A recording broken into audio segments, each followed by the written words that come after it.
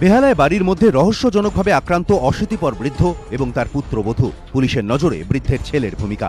Police জানিয়েছে, বৃহস্পতিবার রাত 10:30 নাগাদ সরসুনার সাধনা কলোনির বাসিন্দা 81 বছরের বৃদ্ধ প্রভাত সরকার ও তার পুত্রবধূ 42 বছরের ঝর্ণা সরকারকে ক্ষতবিক্ষত অবস্থায় বাড়ি থেকে উদ্ধার করা হয়। মাথায় ধারালো অস্ত্র দিয়ে একাধিক আঘাত। আক্রান্ত বৃদ্ধ ও তার পুত্রবধূর অবস্থা আশঙ্কাজনক। রাতে বিদ্যাসাগর হাসপাতালে তাদের ভর্তি করা হলেও পরে মোমিনপুরের এক হাসপাতালে স্থানান্তরিত করতে হয়।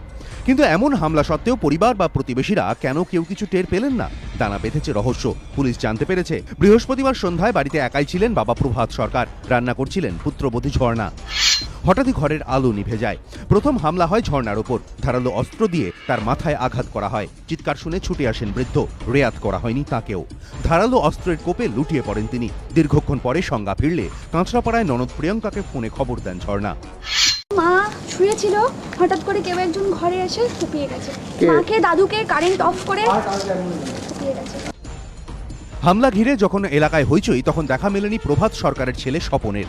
গভীর রাতে বাড়ি ঢোকার সময় তাকে আটক করে পুলিশ। তাদের দাবি, তেমন কোনো কাজই করেন না স্বপন সরকার। অভিযোগ, নেশা করার জন্য টাকা চেয়ে প্রায় স্ত্রী ও বৃদ্ধ বাবার ওপর অত্যাচার চালান তিনি। হামলার পর দীর্ঘক্ষণ দেখা মেলেনি স্বপনের। হাসপাতালেও যাননি। তাই ঘটনার নেপথ্যে স্বপনের কোনো ভূমিকা রয়েছে কিনা তা খতিয়ে দেখা হচ্ছে। খুনের ঘটনার চেষ্টার মামলা রুজু করে তদন্ত শুরু করেছে পুলিশ। প্রবীর চক্রবর্তী, এবিপি আনন্দ, কলকাতা।